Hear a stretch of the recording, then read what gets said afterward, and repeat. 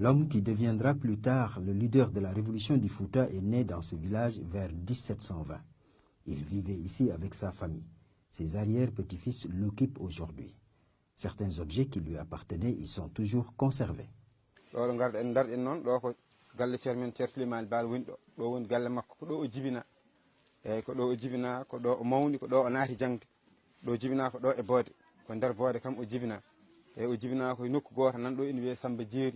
Fodde ko jiiɗen e bindi kam ko mawɓe ɗecci ko ɗum jiiɗen e ko toon jibina ɗon ɗo Samba Jeeri ɗo e nder wuro Boode ngo ɗo galle mo ndarɗen ko kanko idi Sinthiouɗi ɗo kanko e wona kanko goto noon kanko e mawni ko ɗiɗi ɗo jiiɗi yumma baaba jeewe Ndiaye Racine et Ismaïla Racine ɓen nan ɗo leli e wuro he ko ɗo ngoni.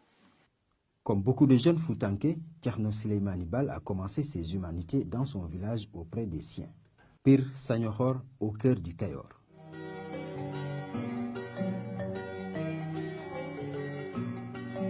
Au XVIIIe siècle, Pire abritait une célèbre université islamique. L'institution y avait été implantée vers 1603 par Khali Amar Fall. Les étudiants venaient de toutes les contrées pour y approfondir leur formation islamique.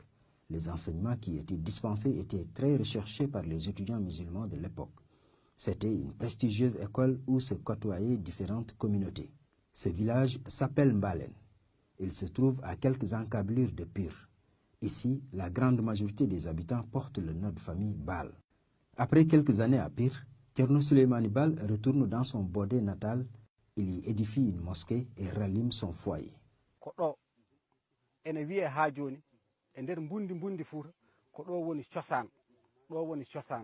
Parce que Souleymane Baal nde ari ɗo ete nde ena famdi janginowo ɗo duɗal ɓurana walla diidowo juma ko ma ceerno Souleymane Baal naati Fouta yehi Pire yehi bangeji ɗi fof arti ha ɗo ete nde diidi juma Boode o ruttani duɗal muɗum ngal darno ngal no wirumaɗa ni kañum e miñiraɓe muɗum ena jangina ɗo ɗo janginta ɗo Fouta fof nooti hen dilli ari nani dillere nde ari nottiti e nder koɓe janginta ko almuɓe ɓe no mbayi hewde ni e ganduɗa ha joni almuɓe mbayi hewde ni e hay almuɓe jinneji no gonno hen hono ɓe cerdirtaɓe ko geeji e geejol ngol waɗa ni ngol ɗo waɗa ni e ko ɗum ɓe gandirta ɓeɗo goni yimɓe ɓeɗo goni jinneji hono ɓe cerdirta ɗumen ɗo noon wonno ɗo ko jammi ko mawki kewki ɓuɓri ko minen noon min kawre makki ɗo henne e less lekki gonnoki ɗo mawkiki ena waɗi loonde mawde wiyetende Mbandu loonde woni Kanari Ndaal mawɗo ena wonno ɗo e ngan sanga sa ƴeewi woyndu ala forage ala min ƴogoyta ko maayo marigot to min ƴogoyta deh maayo ngo e ɗo ça fait 1 km 500 ko to ndiyam addoyte e ngan sanga kadi aussi sa ƴeewi ena wayno hay ko rondortene saɗi no wiyatno tasa ala beñuwar ala woodi ko loonde ma nawa loonde maayo ƴooga ha heewa gadda yimɓe ko jari ena saɗi ala ko haali ko ɓufti kanko e less lekki he wanno ko loonde nde meeɗa gasde ndiyam hay goto meeɗa arde udditi loonde nde tawani hen ndiyam hay goto kadi meeɗa ha wiide kadi meeɗi ƴogde beñuwar addi baɗe nder loonde he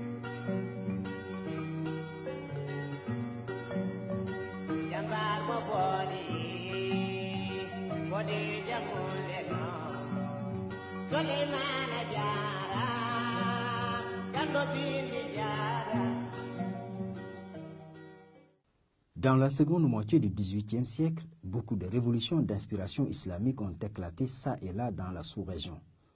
Imbus de l'humanisme de l'islam, les étudiants musulmans et autres marabouts de l'époque voulaient partout changer l'ordre traditionnel. Thierno Souleymane Baal, par ses nombreux voyages, était au courant de ces révolutions.